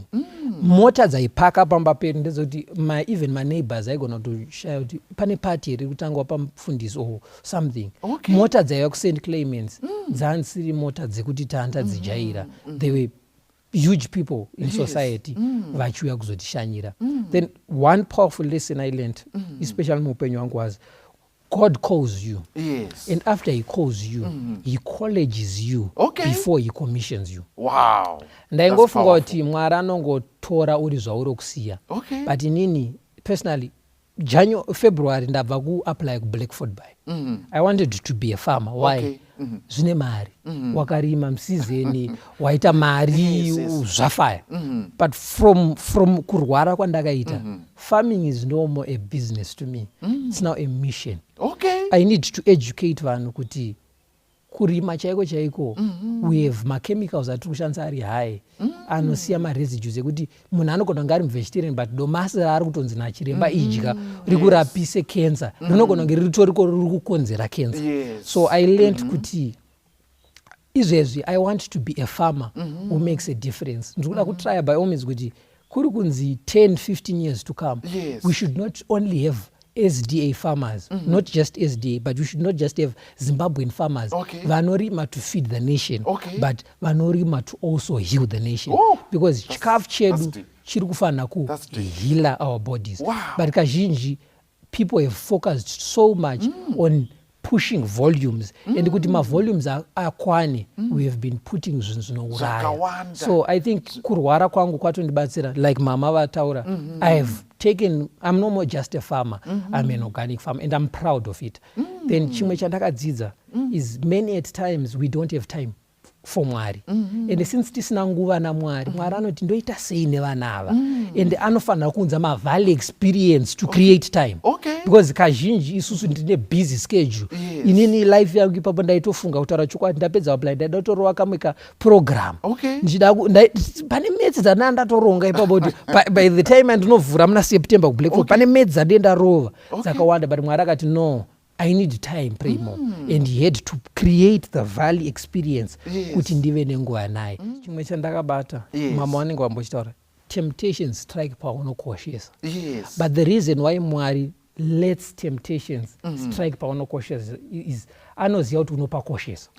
And because unopakoshesa ucharamba ukapakoshesa. And nekuti ucharamba, because muri kurangarira mama wachikudzai kuti zvoni pakumba nadhokta aiti zvoni hana protein tomuri panyama here, but because taipakoshesa Mwari aitoziva kuti zvodi nekuda kwokuti tinopakoshesa ticharamba takapabatirira. And iye achaita kuti pagokosha not only to us but to vanhu vazhinji. So when temptations come anouya oramba ari they are prolonged kuti arwadze. And the greater the pain, the greater kuonekwa kwaMwari. So Mwari pati pakupa kuti zvodi tinogona kunamata oregedza kupindura, but ada kuti kurwadziwa ikoko kwakati rebei kunoita kuti vanhu vazhinji vagozomuona. Pastor vanhu vandakapinda navo muhospital one chete ndiye asara wandisina kunzwa kuti akafa. Vamwe mbuya died vakaendeswa kuoperation nadoctor and havana kudzoka. vamwe vachona you'd hear calls ndichibva kuchikoro, mama could call me ndiri kuchikoro, ningi afa. Hazvisi zvinhu zvanhu zviri nyore kutambira because sevanhu vanga vari parwendo rumwe chete tanda kuti kunge team yehondo kana kuti team yebhora. We were united because tanga takunzwisisana and changa chisiri chinhu chiri nyore. But chimwe chinhu chandakaona changa chiri different between Yvonne is number 1 was prayer, number 2 was lifestyle. Vamwe vacho vaiti tiri muchipatara I order bacon nechingwa makuseni, masikati aiti aruda chicken and chakadaro, manero oti ndoda beef stew. It was meat throughout. Then pakati apa aitoti vamwe vaina vauya kuzomuvhistira ovatumwa nenamandigiro nyama and what and those guys vaidya zvisiri careful, vachidya too much refined foods, vachidya zvinosina kuvanakira. So I learned kuti Mwari anoshanda through the laws of nature. Kana uruda kukohwa enda kunosakura. Wakaita good preparation pa land preparation unowana gohwo rakanaka. Even kuhealth kana uruda kupora diseases it's because the body yabva from it's a deviation from normal. Ndokudzidza kwatinoita. Saka kuti idzokere it's what you put in. Your condition yaunoita kuti zvigare. So obey the laws of nature. Kunobatsira. Mwari anofanira kutibatsira tiri panobatsirika. And lastly, I think the most powerful of them all is prayer is the key. Prayer is the it's key. Always the key. Kana pane vari kurwara vateereri ngativanamatire. Kana pane vakaremerwa let's put them and take them to the Lord in prayer. Kunamatira munhu it's something that goes a long mile. As much as we required funds tichibatsirwa nehama zvakasiyana siyana, I couldn't be here without prayer. As a family we've also learned kucherisha vanhu vaunavo around. You don't know where they will take you. Still remember pane pamwe baba pawakabuda out of town nebasa, our neighbor had to take me ku St. Clements the whole week achiti zvoni achitoti mirai nditange ndamhanya nemi ozoita mamwe maerrands odzoka namama usiku just to help us. You have to cherish vanhu vaunavo around them because you don't know paunozovanida and paunopinda machallenges it's those people around you. Shona inoti kupa kuturika and so on. And munoona kuti zvidzidzo zvakawanda zvikuru kwazvo. Yes. And kuona kuti zviri kuitika, munoona ndafunga nyaya yemukomana pana John chapter 9 anonzi akaberekwa ari bofu. Vadzidzi vakatanga kuitisana naro kuti akatadza ndiani mukomana uyu here kana vabereki vake because izvi hazvingoitiki, panofanira patoita pana akatadza. You see, Jesu akati none of the above. Multiple choice yenyu itori wrong. Izvi zvaitwa kuti mbiri yaMwari ionekwe. Saka kune zvimwe zvinotenderwa naMwari muupenyu hwevana vavo, kwete nekuti pana atadzi asi nekuda kwokuti mbiri yaMwari ionekwe. And then pamadeterminants of health pane zvinhu zvakawanda zvinopinda ipapapo. And tiri kunzwa panapa parutaurwa kuti isu tafunga kuti organic, let's go organic, ti-eliminate machemical nemaresidue anowanika mune zvinhu zvatinenge tichiisa mumwiri medu nekuda kwokuti macarcinogens, zvinhu zvinogona kutrigger cancer, zvinogona kubva nepakasiyana siyana. Chimwe chinhu chamatsimbiridzira zvakare inyaya yelifestyle. Haina substitute nekuda kwokuti ndozvinobatana nemalaws of health. Lifestyle, mararamiro atinoita. Tinotenda zvikuru, you have already said a word. Kune vangadaro vari mukati mekurwara and so on. Mairwodzi mune here chamungataure kune vari kurwarirwa vakatarisana neurwere. Nguva dzedu ndo dzakwikwidzana nesu. Vakatarisana neurwere inguva yakaoma. Randingangotaura nderekuti namatai uye kana zvichibvira Mwari ngaakubatsirei kutsvaga ruzivo rwekurarama lifestyle yekuti mukoke Mwari paurwere hwenyu. Bose Mwari anosemeswa kuti tikumukumbira kuti ndirapei asi pamwe pacho tichidya kana kurarama zvinopesana nezvaanotarisa. Saka Mwari haazotibatsiri patinenge tiri careless. Anoda vanhu vari careful, vanotsvaga nekuongorora nekutsvagurudza kuti zvii zvandingaita kuti Mwari ave neni agondibatsira. Uye ngatinzwisei kuti Mwari anosarudza zviviri, kupa upenyu kana kuti kurara. Ngativei prepared for both. Kuti kuda kwaMwari kuitwe ndiko kwatinakira. Pamwe tochemera kurarama but kumberi kwakatotiomera. Mwari atonozvinanitirari. Zvakanaka futi kuti tizvinamatire kuti Mwari kuda kwenyu kuitwe mumazuva ese upenyu hwedu. Tinotenda zvikuru kwazvo, tinotenda chose nemashoko akanaka zvakadai. Pray more. I don't know if you have a final word that you would want to share with our viewers, and then mama wachazotipa munamato. Okay. Paul anowanikwa neminzwa Yes. munyama. Yes. Mwari anoti my grace is sufficient for you. So there are challenges that we pray for, and Mwari in his mercy, like mama said, will see fit. But pane vamwe vachanzi get your bed up and walk. But Ellen White anobva ati zoni sometimes people havapori because Mwari ari kuona kuti kurwara ukwaunzwa nekundururani uri mukarekta. And ari kuona kuti akaporesa vanhu ava vanodzokera to their evil acts, zonyadzisa zita rake. So pamwe pane anovasiya vachirwara. So iwewe ndiwe uri kuziva kuti uri kurwara nei, ndiwe uri kuziva kuti chakonzera chii. NdewaJobho here kuti zvarongwa kudenga kuti vatirega tishaine newe, kana kuti ndiwe wazvikonzera. Kana wazvinzvera, do diligence. Kana iri time yako yekuva saJobho, shinga usimbire pana Mwari. As a church tichatry as members to pray for you, but iwewe shinga. Zvinoda kutsunga kwako. To me it wasn't easy. Zvairwadza. Zvanzi it was a painful long experience. Hazitokwani program nhasi. Zvimwe tatosummarize. Because dai takatangira chaizvo taisakwana. Yaitoda part 1, 2, 3, 4, 5. So it can be a long journey inorwadza, but simbira pana Mwari. Ende kana zviri zvinhu zvekuzvikonzera zvawazviunzira through lifestyle, hama yangu chinja mararamiro. Thank you so much. Tinotenda zvikuru kwazvo. Thank you so much. Pray more nemashoko akadaro, that wisdom. Totenda zvikuru kwazvo vadikani hama. Hatizivi masituation mungadaro makatarisana nawo. Zvimwe nguva iwe ndiwe uri kurwara, kana kuti une murwere waunaye mukati memba. Ngatiisei tariro yedu kuna Mwari, nekuti Mwari ndo mupi nemuchengeti weupenyu hwedu. Ndo zvakare vanokwanisa kutsiura marwadzo nekudzora utano mukati memuviri wedu. Ndoda kukupai mapiserema 103 mukaiverenga kubva pavhesi ya 1 kusvika pavhesi ya 5. Ndio inotaura kuti Mwari ndo vanoporesa kurwara kwedu kwese, ndo vanotiregerera kutadza kwedu kwese, and so on. Saka ngatiisei vimbo netariro muna Mwari. Asi pamusoro pezvo toda kuti maimufundisi vatisiyire chikomborero chemunamato kune vari kurwara, kune vari kurwarirwa mukati medzimba. Maipasta tinamatire. Ngatinamati. Kuna baba vedu vari kumusoro kudenga, panguva dzino tinouya kwamuri nekuti ndimi muvambi nemukwanisi weupenyu hwedu. Tiri kuisa vanorwara vatinavo mukati medzimba, mukati mezvipatara, mukati meruoko rwenyu. Ndimi munogona kudzorera utano kana ukange wakudimbuka kana kuparadzwa nemuvengi. Toda kukutendai noti muri Mwari anonzwa patinokumbira. Hakuna vakauya vachirevesa kwamuri mukavasiya vakadaro. Munorapa nenzira dzatisina kana kumbofungira kana kurota, nekuti muri Mwari. Mune 1000 ways dzekutidzikinura mukati menguva dzekuremerwa. Sanganaiwo nevarwere vedu, vapei tariro pamuri. Vasapere tariro pamuri, varamba vakabata ruoko rwenyu, imi mugovaita pull through kusvika vachipora.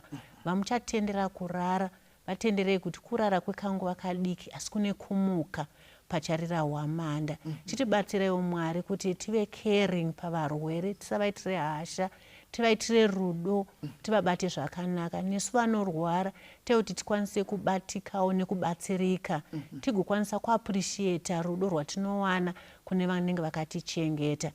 Providewo maresources anodikanwa panguva dzekurwara nekurwarirwa. Mukurema kwazvo ngatione simba renyu, nekuti tanamata chipota nezita raJesu watifira paKalvari. Amen. Amen. Ndinoda kutaura kuti ndaponeswa ngero paro, pamsana popemudza wake ndichagara kumushako. Ndaponeswa ngero parake renyenye, ndaponeswa sendichiri mwana wake. Ndinofara ngekuti Jesu auya kundiponesa. ngekuti kupenya kwakeko kuri kunditungamira. Ndaponeswa ngeropa rake renyenye, ndaponeswa sendichiri mwana wake. Ndinotondera muponesi, ndichiri kufunga ndiye, ndiri kuimba nguva dzese ngerudo rukuru rwake. Ndaponeswa ngeropa rake renyenye, ndaponeswa sendichiri mwana wake. Ndichamuona mambo wangu, ndoita mutemo wake, achiri kunditungamira, dakara kumusha kwake. Ndaponeswa ngeropa rake renyenye,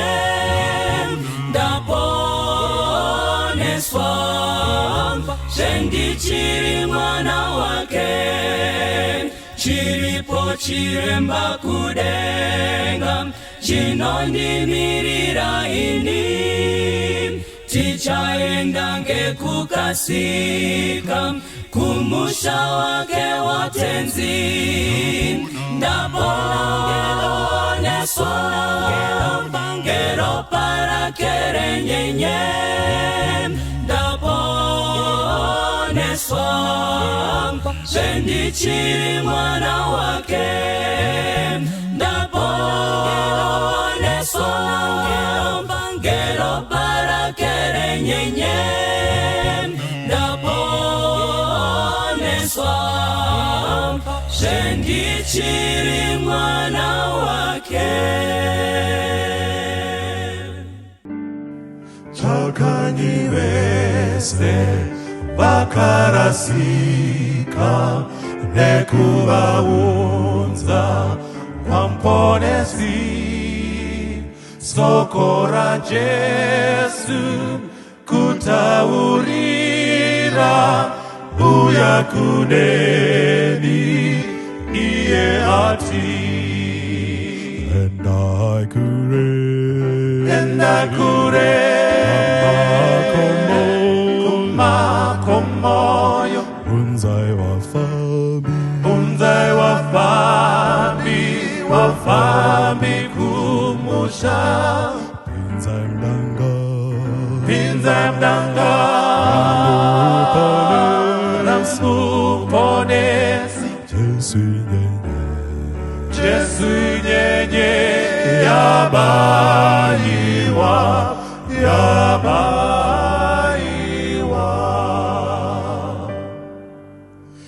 Chakanyi wese vakarasika kuvaratidza kuna Jesu, kutungamira muiyo nzira yeruponeso neupenyu. Endakure kumakomoyo unzai wafambi kumusha. Pinza mdanga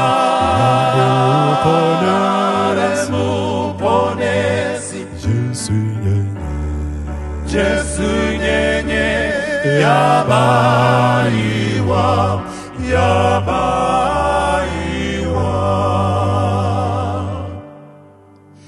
Ndizo ndinoda ngekuti Jesu vandidaidza kumtevera, kuvabatsira vakarasika nekuna Jesu kuvaunza. Endakure kumakomoyo wafambi kumusha pinza mdanga resmuponesi Jesu nyenye yabaiwa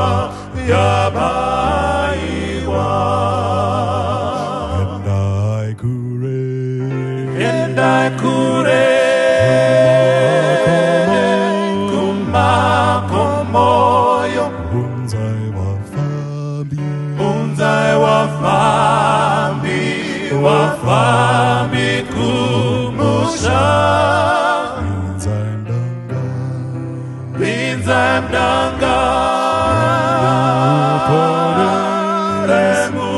remuponesi Jesu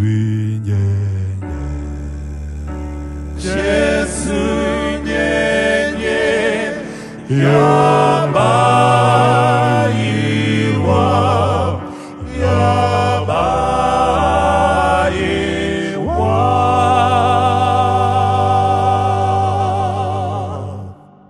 toda kukuchingamidzai vadiwa hama neshamwari mukati mechirongwa chedu African Spiritual Encounters. Ini ndinonzi Pastor Watson Mbiriri.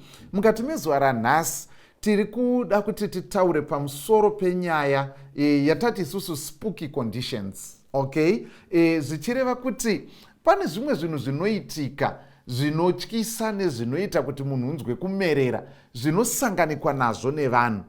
Mukati mechirongwa chino tinotaura pamusoro pema spiritual encounters atinoona isu sevanhu vari muno muAfrica zvatinosangana nazvo. Saka toda kuti tiedze kunzwisisa kuti chii chinenge chichiitika, pekupedzisira tichizobetserwawo zvakare neshoko raMwari kuti tizive kuti saka kana zvadai tinofanirwa kuti tizoite sei. Mukati mezuva ranhasi kutumbura nyaya yedu toda kutenda kuti tine mudare apinda mudariro vanova Mai Kazinge. Mai Kazinge, tokuchingamidzai muchirongwa mukati mezuva ranhasi. Tinotenda pastor. Tinoda kutenda zvikuru kwazvo. Now tiri kutaura nyaya inobatana nezvinhu zvakaita sekuti zvipoko nezvinhu zvakaita izvo vamwe vanoti magoritoto and so on and so on.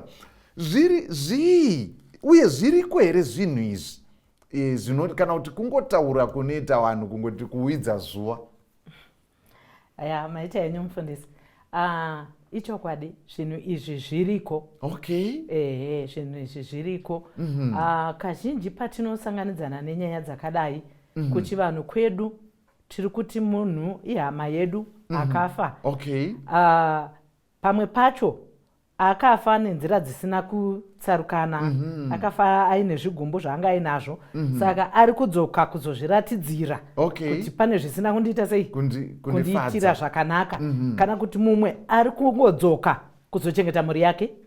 Okay. Iye akatofa. Alright. Mumwe ari kudzoka kuzotarisa vana vake. Saka zvinhu zviriko zvechokwadi. Saka chii chinenge chichiitika chinozonzi chipoko chacho? Panenge panzikwei, paonekwei, matsimba here ataona ari kutenderera musha kuti vanga vari pano futi?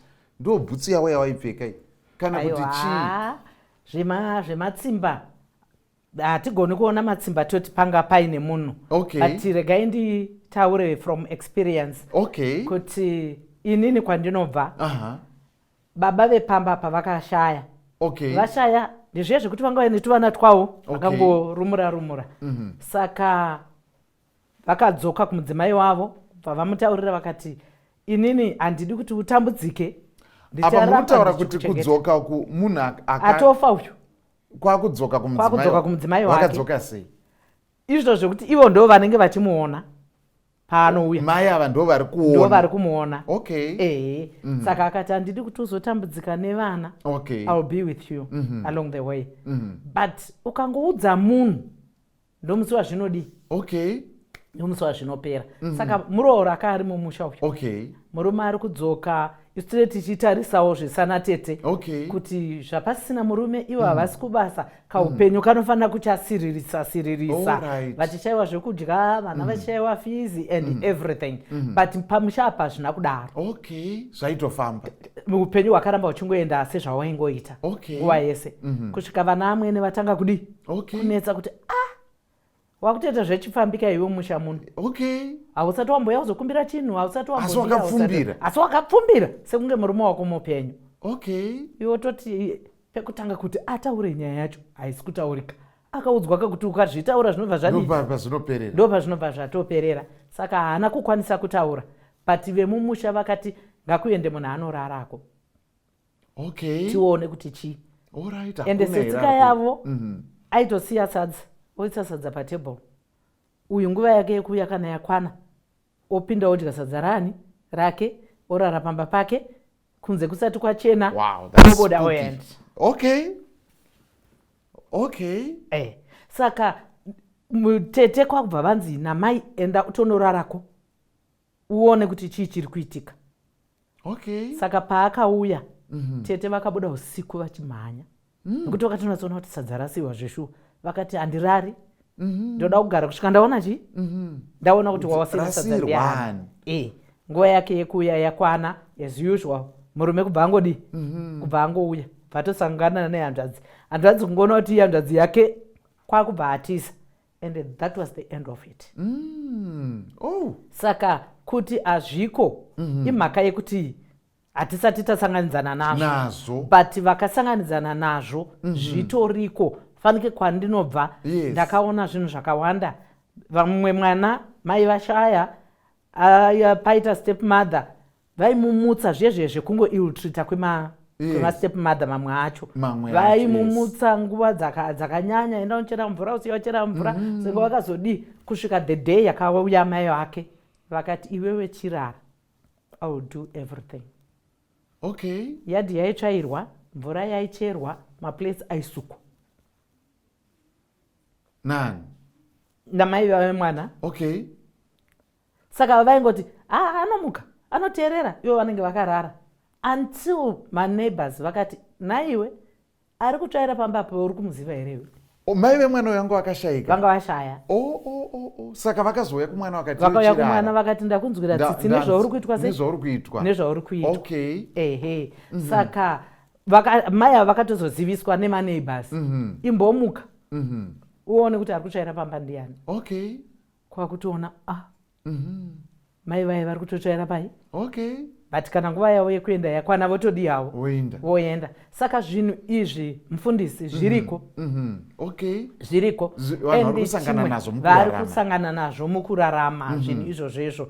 Ende vamwe vachona vanogona kuuya mimwe iri mimvuri mirefu. Okay. Vamwe vanouya nechimiro chachona chaicho. Mimvuri mirefu ndeyo magore toto here.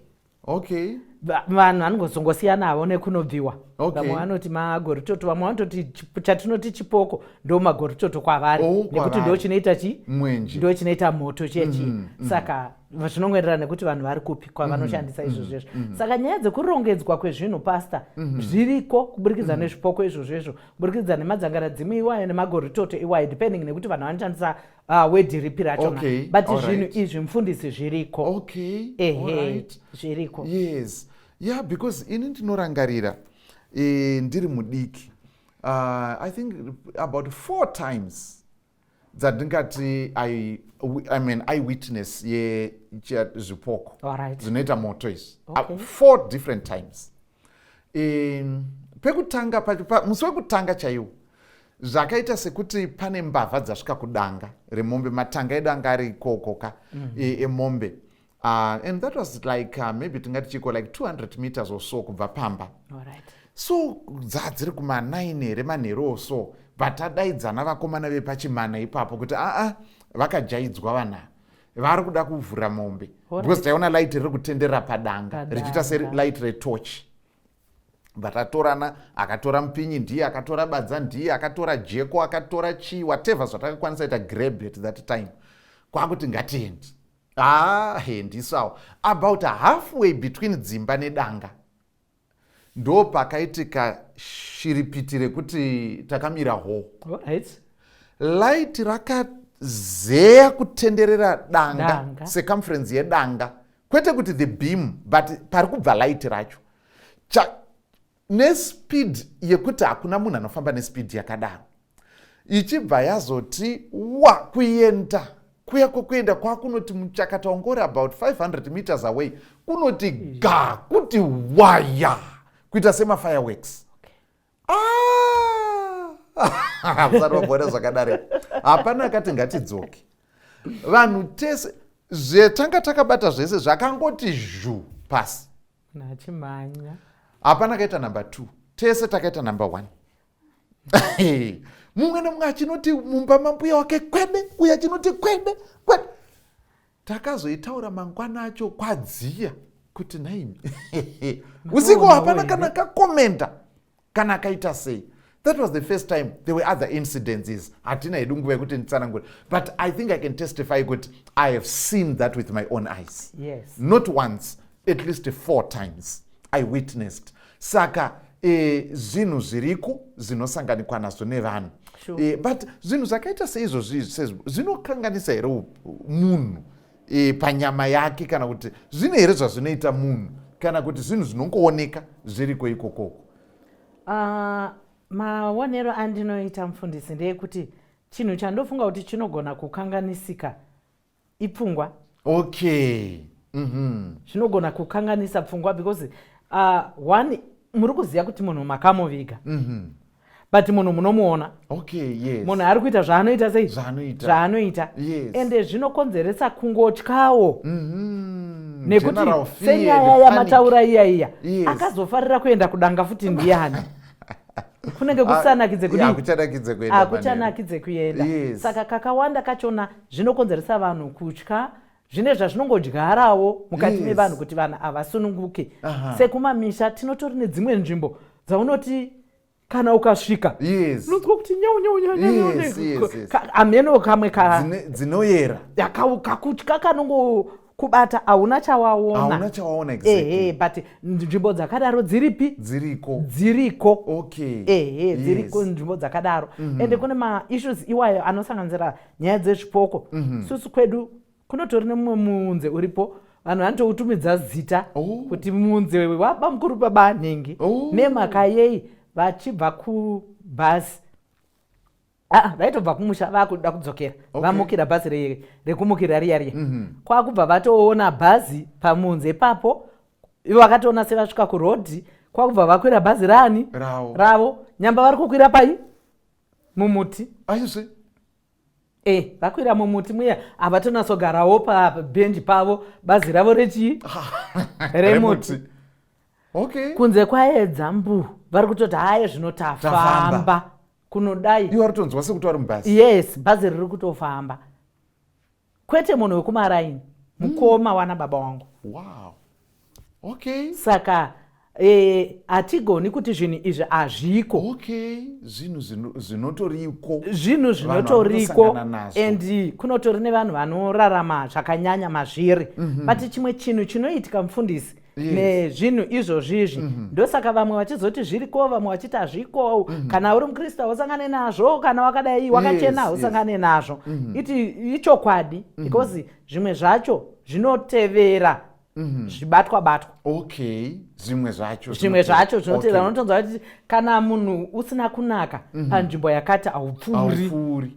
But vamwe vanhu vanogona kudi kutongopfuura pasina chinhu chavanetsa panzvimbo idzodzo. Saka zvimwe zvachona ndezvekuti wazobata-batawo here unei. Saka unogona kunetswa. Unogona kunetswa nezvinhu izvozvo. Saka zvitoriko. Okay. Zvakanaka, tinotenda zvikuru kwazvo Maika Zinge nekukoverana nesu nekutidzidzisa kuti zvinhu izvi zviriko uye zvinotosanganikwa nazvo mukati mekurarama kwatinoita sevanhu. Tinotenda zvikuru vadiwa hama neshamwari nekuramba muchitandadzana nesu. Regai tienderere pamberi. Toda kuti tinzwe from an African traditional religion point of view kuti zviko zvinenge zvichimbonyatsa kuitika.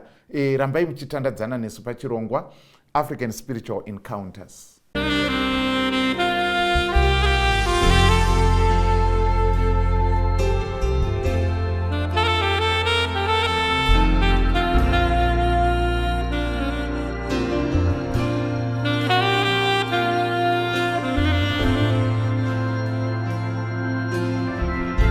Toda kukutendai hama neshamwari nekuramba muchitandadzana nesu pachirongwa African Spiritual Encounters. Tiri kuenderera mberi talking about spooky conditions. Zviye zvinoita kuti bvudzi rinoita kumerera zvinotyisa nezvinovhundutsa ndo zvatiri kutaura nezvazvo. Tataura pamusoro penyaya yezvipoko, iko zvinotoda kuchingamidza nenzira yakanaka chose.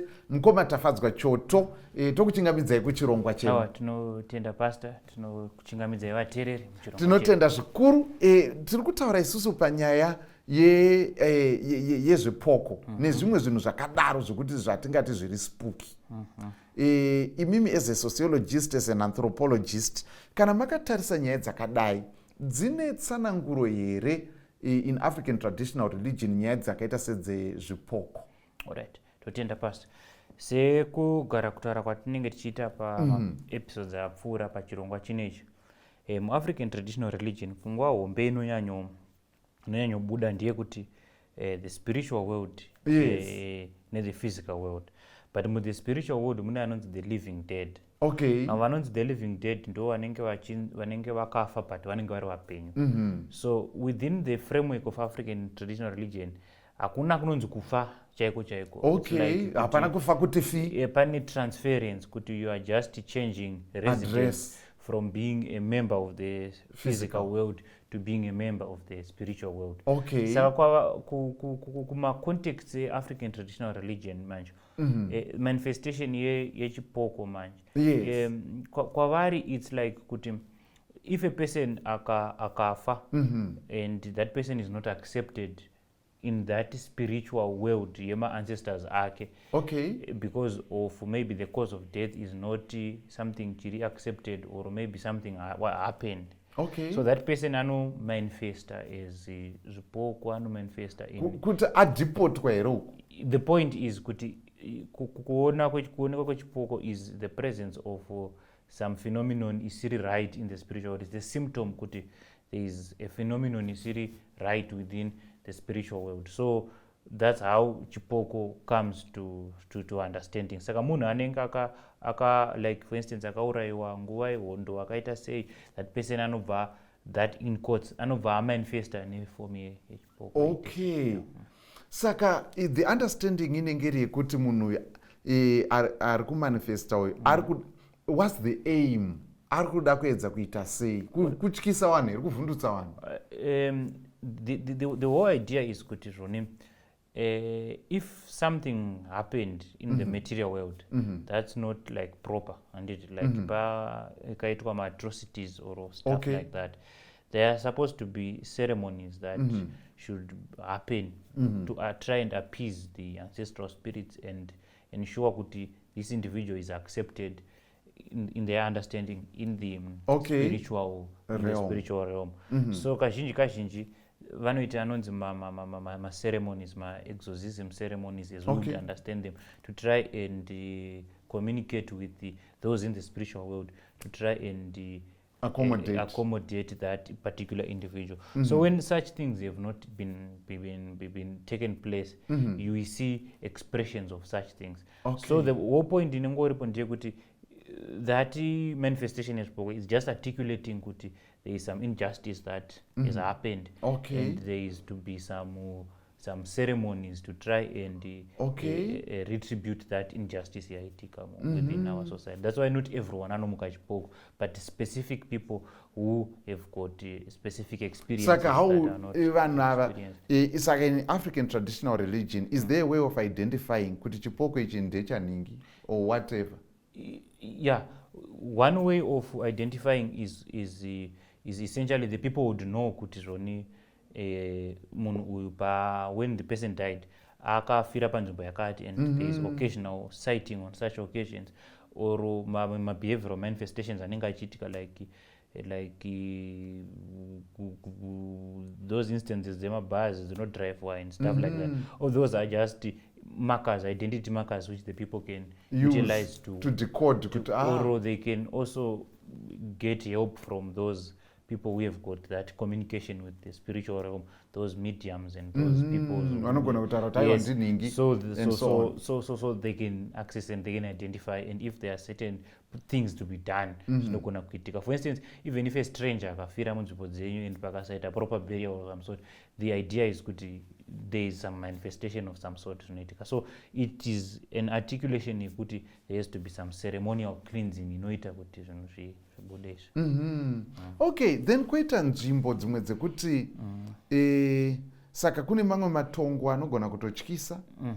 Kune nzvimbo dzimwe dzine zviyera-yera dzinotonzi zvakati hazviitwe musango rekwakati, mugomo rakati, mukarevesa munorasika. Kuri kunzi kurevesa, at least kwandakakurira inini, zvinoreva kuti mukataura zvinhu zvinenge zvinoshora kuti kamutaka kakanyanyawo kutetepa kana kuti kudii, zvinhu zvakaita saizvozvo. Izvi zvinenge zvichiitika, especially with regards to like spaces. All right. From the perspective of African religions, there is the physical world and there's the spiritual world. Yes. So the spiritual beings are said to reside in particular places. They have got their abode in those places. Dziri pano futi pasi panapa. It's a concept. Zvinochinzwa kuti vari kumhepo. Yeah. It's a concept that is common in many religions. Even in Greek mythology, you had people like the gods would live at Mount Olympus and so on.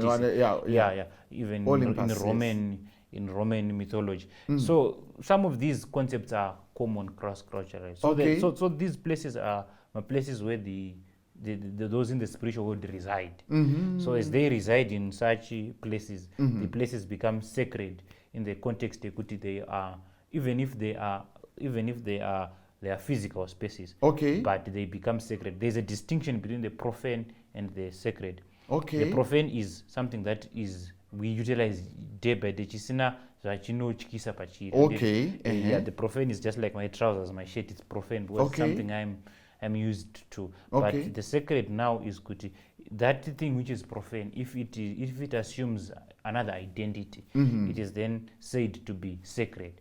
So even if the hue is similar to other hues, but because of the presence of the said spiritual beings that reside within that hue, you know, there is some space. Now to explain what is noitica, yes, it does happen. Remember, there has to be some authentication of the existence of these spiritual beings, and so some of these happenings here are manifestations of authenticity. Right? We need to authenticate kuti sure. So these manifestations are a testament to the fact that reaching zviriko. But in as much as we appreciate that these things do exist, we must also be able to also be objectively look at certain situations as noitica in a reality. You realize that some of the places are known like yes, like Mount Nyangani and so on.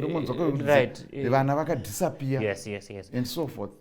Yes. The default setting from an African mindset is kuti tiri kukonzeresa kuti kunyangani kuya zvinhu zvidaro is because people are violating certain norms. But they have tried appeasement ceremonies acho, and sometimes to no avail. So it's important to understand kuti, for instance, the geographical locality of Mount Nyangani. Imomo within Mount Nyangani, and there is quicksand. Quicksand is a type of sand here. If you step upon it, nyura, yes, chitekete in Shona. And in such instances, if someone akamira pa ne quicksand, anoto nyura. And one of the reasons why kune quicksand, because that mountain is a source of 4 major rivers, and it flow kumanika land. So sometimes people, because the trail yacho is not developed, those who are to Mount Nyangani know it. The path is very narrow. It's not developed, and it's not as clear as we would anticipate. So people can digress from the path. It's easier to digress from the path. It's easier to get lost. It's a huge mountain. So sometimes these explanations are not poor. One waka wira some of these may be manifestations of geographical realities. But in as much as we also appreciate that, appreciate these spiritual entities really are there. But it's not every case this manifestation. It's a testament of there is the existence of spiritual realities, we need to objectively look at some of these. Okay, all right, zichiwana tsanadzuro Yes, yes. yakaita saizvozvo zvekuti panogona kuva nechitekete and Yes, so on. yes, yes, And yes. uye munhu akaenda ipapo zvinogona kureva kuti munhu anonyangarika Yes, yes, asi yes. akazowanikwa zvakare. Yes. Okay, saka takatarisa zvinhu zvakaita sekuti zvipoko izvi and so on, zvine zvazvinoita here kana kukanganisa muupenyu hwevanhu, kana kuti zvinhu zvinongoratidza moto, vanhu vangoona kuti paita moto and so on and so on, zvine pazvinonobatana here nethe physical world yevanhu? Yeah, obviously sekutsanangura kwandaita kuti chipoko is an articulation of kuti pane some injustice yakaitika according to the African perspective. Okay. So it affects the people within that particular community, Okay. because it impedes their freedom of movement, it impedes their freedom of association, Okay. and it affects even the way their life world, the way they conduct themselves within their community. Okay. So it has a rapturous effect on the community. That's why the common collective solution to that is to try and look for a way to appease those within the spiritual world, to try and negotiate. But as I have said, Pastor, Yes. in our previous discussions, we have to understand that African traditional religion is an elaborate system. Okay. But where in certain instances it mimics what happens within the biblical worldview. Okay. But now, where African traditional religion differs from Christianity is in regards with the solutions now. Okay. For instance, chikwambo not chikwambo chipoko chaonekwa and like pane zvakaitika nguva yehondo. The idea is that we must appease those in the spiritual world. Okay.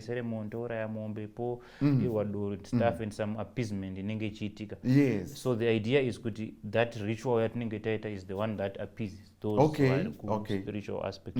But it's a different concept altogether when it comes to the Christian Yes, perspective. The Christian yes. perspective of judgment and retribution is good. No, judgment is something that's associated with the divine.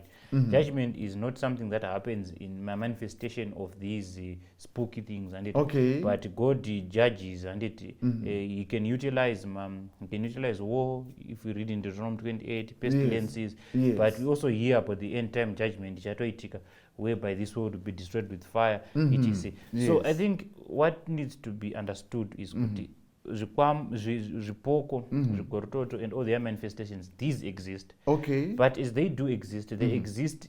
The way they are understood from the African worldview is different from the way the Bible understands such phenomena. Okay. From the biblical perspective, these are just manifestations of evil spirits and demonic forces Okay. that are manifesting in a way to justify their false religion. Okay. So, in other words, the reason why Zvipoko is manifest is Yes. to give evidence that this religion, African traditional religion, is authentic. It's genuine. Kupa zvinobatika. I remember sekuru wangu, Yes.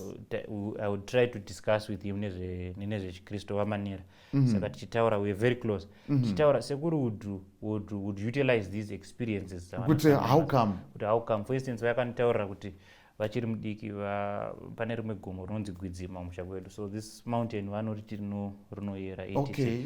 But zvavanoti rinoyera kudaro, vanoti vari kumusha vachiri mukomana vakangoti vakarara rimwe zuva ndobva vangoona midzi yelight, 2 pillars of light. Okay. Dzichingobva pane rimwe rwizi ruripo, pane rimwe dombo ravanoti musika vanhu. So those 2 pillars of life extended to heaven. Hanzi shiri dzakatomuka kutonge kwachena, takatombogara takatarisa kudzamara mapillars aya aenda. If you read in the Bible, you read about Jacob's ladder, and that those angels are sending and descending. So it's a form of mimicking. Okay. Saka to a person like my grandfather, those manifestations of my spooky condition, they articulate to him kuti, no, this is authentic. This religion, Yes, it authentic. it's real. So when, from a biblical point of view, we try to deny the existence of this, Yes. that denialism does not resonate with the Okay, people who with- have with the experiences. So Okay. it's important to appreciate that Okay. these things do exist. Do exist. But as they do exist, it's very imperative to give an explanation. Okay. Kuti, right, I don't know, Chiri chiri kukonzeresa, kuitika. it's there is a force iripo, but this force iripo yakadai. Yakamira And it's so also important to clarify going forward the concept yema Africans yekuti zone munhu hafi. Like if you die, you just it's just like changing residence zvamambotsanangura and articulate that in the context of the biblical perspective. What does this necessarily imply kana taakutaura pamusoro peshoko raMwari? And one thing I want to add before I finish is kuti because the African system is an elaborate system, and these manifestations, these makomanoera, these nzvimbo dzinoera, indeed they are associated with mataboos atoriko. And if you transgress those taboos and iwewe pachako you are not connected to God and Christ, you may suffer inevitably suffer the consequences of such systems. So it's zvinokosha chaizvo kuti tinzwisise kuti zvinhu zviya zvinotoexista. Yes, there is a perspective iripo, and mostly Western anthropologists suffer from this perspective. They would try to give, try kupa rationality to everything. I know it's a manifestation of some biological phenomenon and stuff like that. Now the problem with such an approach, man, is kuti vanhu vauri kudhila navo, you've got some experiences with this thing, and so you cannot necessarily dismiss it. You cannot necessarily dismiss it. No, it's just some manifestation of some psychical experience of some sort. But in as much as we anthropologists try and appreciate and articulate those psychic experiences, to try and explain some of the phenomena, but we also need to explain, no, these experiences are real. That's why this belief system is survived for thousands of years and is found across cultures. Why? Because these phenomenon are real. It's just in our modern times, what has happened is good. African traditional religion is kind of like morphed. It is like metamorphed into a new phenomenon. It has assumed new forms. It's no longer as it was during the days of Nasekruam. It has morphed itself into something. Yes, as it was confronted by Christianity, it sometimes found ways to remanifest itself in other forms. Saka mazwano, we may not necessarily find those like in the urban context, but there are incidences that even within the context of my religion that try to evidence that it's important. Saka zvinokosha kuti tingohwisa kuti ATR hakuzongoenda zvemudzimu chete. Concepts dze-ATR dzimwe dzacho dzatozopinda even within Christianity. And aspects where they still manifest even in the teachings dzinoitwa other people who are Christians and their understanding of the worldview. So that's how I would understand that. That's quite deep, and I feel like one day tinofana kumbonyatsa kuti explore issue the relationship between ATR and Christian religions, kuti kana paine points of syncretism and so on and so on. But for today, we just want to appreciate what you've shared with us. Tinotenda zvikuru vadiwa hama, saka zvanzi zvinoda kutsanangurwa. These things are real, zviriko, people have experiences, asi zvinogona kuda kutsanangurwa. Saka ipapo ndo patoda kuti tichidana mufundisi kuti vatibetsere kuti saka tuchiti kudii nezvinhu zvakadai zviri kutoonekwa, vanhu vari kurarama mazviri ponzi kudii. Toda kutenda zvikuru, rambai muchitandadzana nesu, chirongwa chedu chiri kuenderera mberi.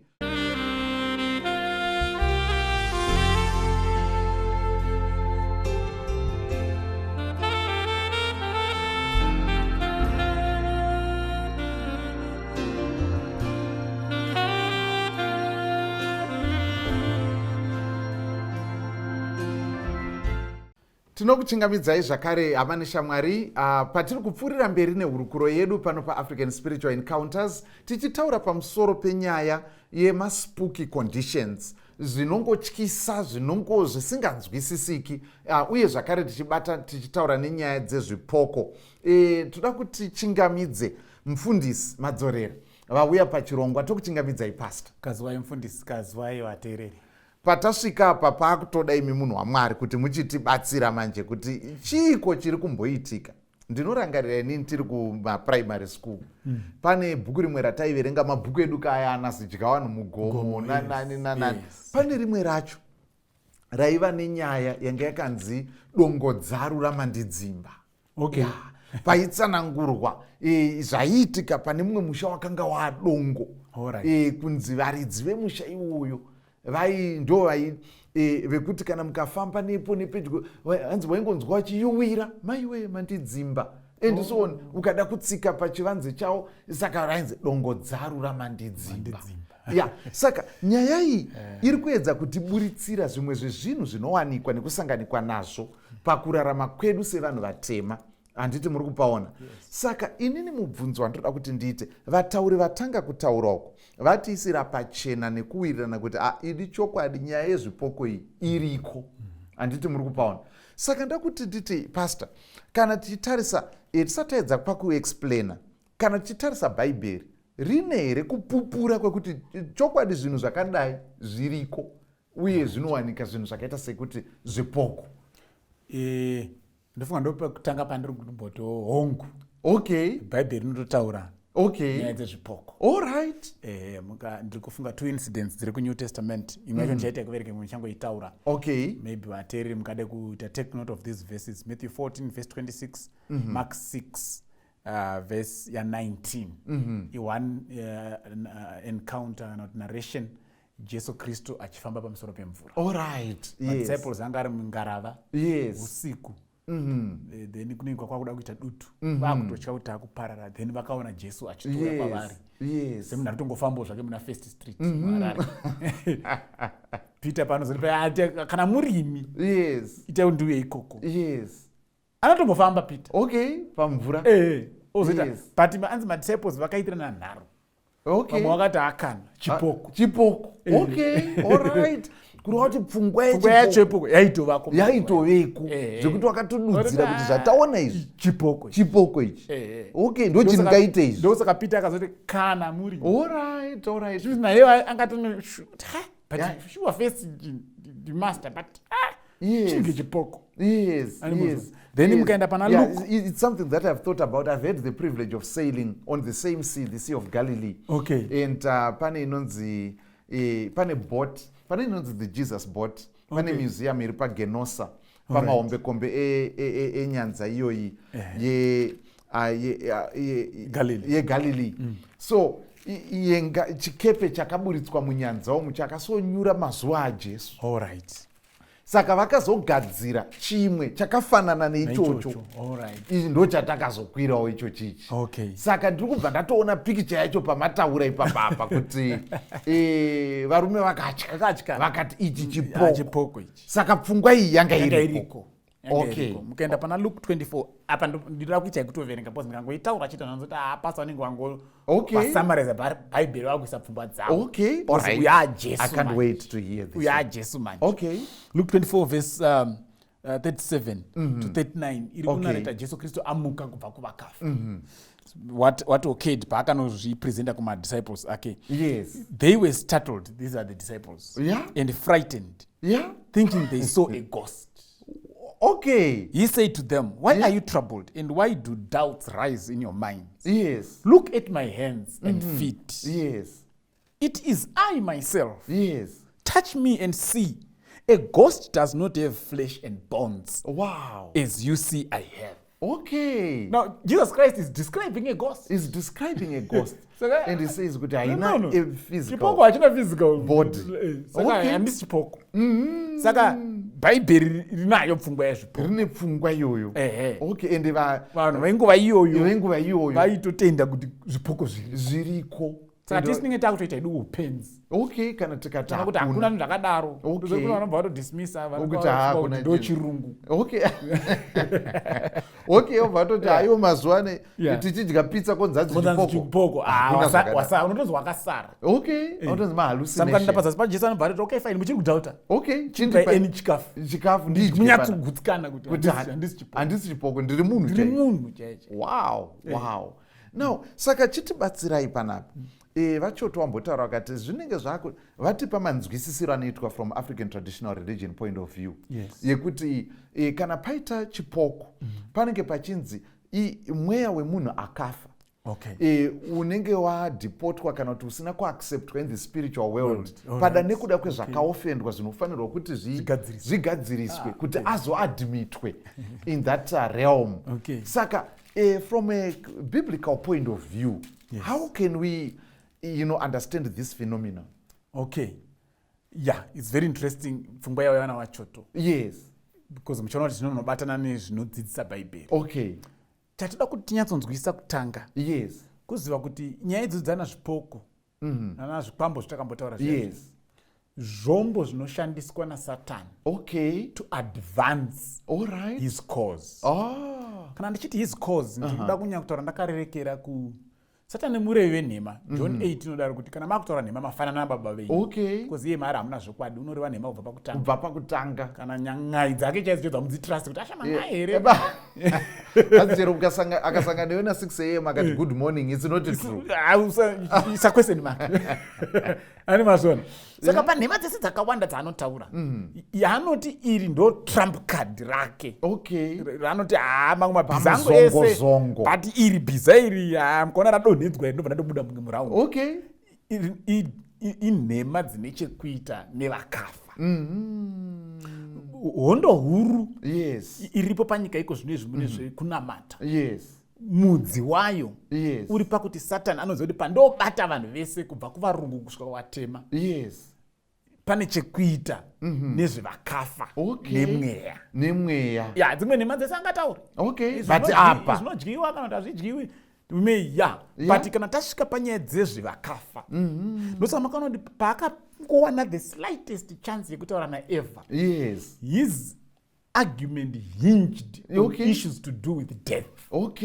Akangoziva 2 seconds dzandira kutaura naEvha kadhi randogona kutotamba ndikadonhedza vanhu izvozvi inyaya yevakafa. Mwari angati pana Genesis 2 verse 17 but of the tree of the knowledge of good and evil you shall not eat for in the day that you eat of it you shall surely die.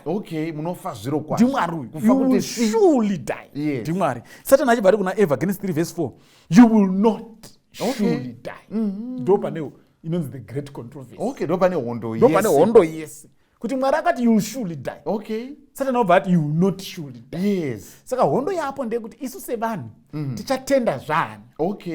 Tiri kutendere shoko raMwari rakati we will surely die. Kana kuti tichateerera Satani akati you will not surely die. Saka mukuchiona kuti Eva she had these two options to choose to believe what God said or to believe what Satan was saying. Unfortunately, she chose to believe what Satan was saying. And up to this day, the majority of humanity still chooses to believe what the devil presents in terms of death. So Satan anodzidzisa kuti munhu kana afa haana kufa, haana kunyatsofa. There is a certain part of him or maybe iye pachezvake ari kurarama somewhere. Saka death becomes another form of life, another phase of life. Not the